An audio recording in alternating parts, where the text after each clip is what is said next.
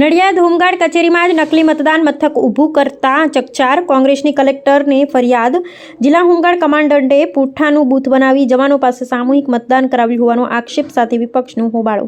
ખેડા જિલ્લા હોમગાર્ડ કમાન્ડન્ટની કચેરીમાં જ ગેરકાયદેસર રીતે નકલી મતદાન મથક ઊભું કરી અને હોમગાર્ડના જવાનો પાસે ચોક્કસ પક્ષની તરફેણમાં સામૂહિક મતદાન કરાવવામાં આવતું હોવાની ગંભીર ઘટના સામે આવી છે। લોકશાહીના પર્વમાં સરકારી તંત્રનો દુરુપયોગ કરી ચૂંટણી પ્રક્રિયા સાથે છેડછાડ કરવામાં આવી હોવાના આક્ષેપ સાથે કોંગ્રેસના ઉમેદવારોએ જિલ્લા ચૂંટણી અધિકારીને લેખિત ફરિયાદ કરી જવાબદારો સામે કડક ફોજદારી કાર્યવાહી કરવાની માંગ કરી છે। નડિયાદ સ્થિત જિલ્લા હોમગાર્ડ કમાન્ડન્ટની કચેરીમાં ઘટેલી આ ઘટનાએ રાજકીય આલમમાં ભારે ગરમાવો લાવી દીધો છે। હોમગાર્ડ કમાન્ડન્ટ પ્રણવ સાગર દ્વારા કચેરીની અંદર જ પુઠ્ઠામાંથી બનાવેલું કામચલાઉ બૂથ અને પુઠ્ઠાની જ મતપેટી તૈયાર કરી દેવામાં આવી હતી, જે હોમગાર્ડ જવાનોને ચૂંટણી ફરજ માટે બેલેટ પેપર એટલે કે ટપાલ મતપત્રો ફાળવવામાં આવ્યા હતા। તેમણે નિયમ મુજબ ગુપ્ત રીતે મતદાન કરવાને બદલે અહીંયા નકલી મથક પર હાજર અધિકારીઓની દેખરેખ હેઠળ મતદાન કરવા માટે મજબૂર કરવામાં આવ્યા હતા।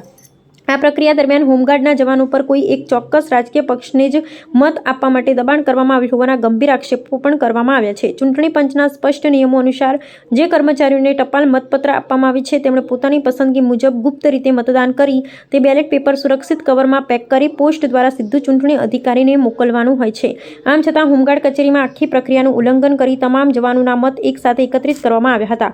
આ ઘટનાની જાણ થતાં જ વોર્ડ નંબર 6ના કોંગ્રેસના ઉમેદવાર ચિરાગ પરીખ અને છાયાબેન પ્રજાપતિ તાત્કાલિક સ્થળ પર પહોંચ્યા। તેમણે ત્યાં ચાલી રહેલી ગેરકાયદેસર પ્રવૃત્તિ જોઈ હોબાળો મચાવ્યો હતો અને સમગ્ર મામલે ઉચ્ચ કક્ષાએ રજૂઆત કરી સરકારી કચેરીની અંદર સત્તાવાર મંજૂરી વગર આવા નકલી મતદાન મથકની રચના કેવી રીતે થઈ શકી અને બેલેટ પેપર જેવો સંવેદનશીલ દસ્તાવેજ સામૂહિક રીતે કેવી રીતે એકઠો કરવામાં આવ્યો તે અંગે અનેક સવાલો ઉઠી રહ્યા છે। જિલ્લા વહીવટીતંત્ર ની ચૂંટણી વિભાગ હવે આ મામલે હરકતમાં આવી છે। લોકશાહીની વિશ્વસનીયતા પર ઉઠેલા આ ગંભીર સવાલો વચ્ચે હવે ચૂંટણી અધિકારી દ્વારા આ મામલે તપાસના આદેશ આપવામાં આવે તે પૂરેપૂરી શક્યતા છે। વિપક્ષે આ મામલે તટસ્થ તપાસ કરી દોષિત અધિકારીઓ વિરુદ્ધ દાખલારૂપ પગલાં ભરવાની માંગણી દોહરાવી છે।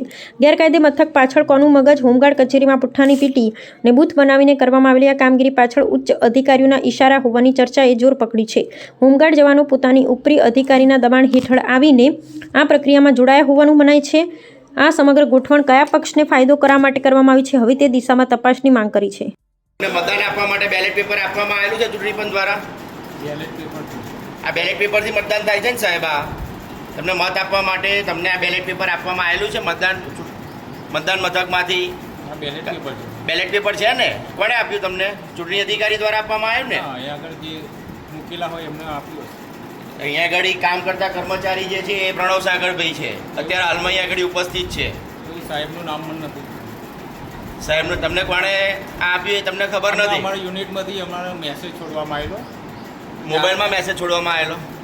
મોબાઈલ બતાવશો આપનો? એ નથી અહીંયા એલાઉડ નથી ને। તો યુનિટમાંથી કોણે છોડેલો છે? યુનિટ હેડ કોણ છે તમારા? યુનિટમાં તો તમે ઇન્ચાર્જ ખરા ને?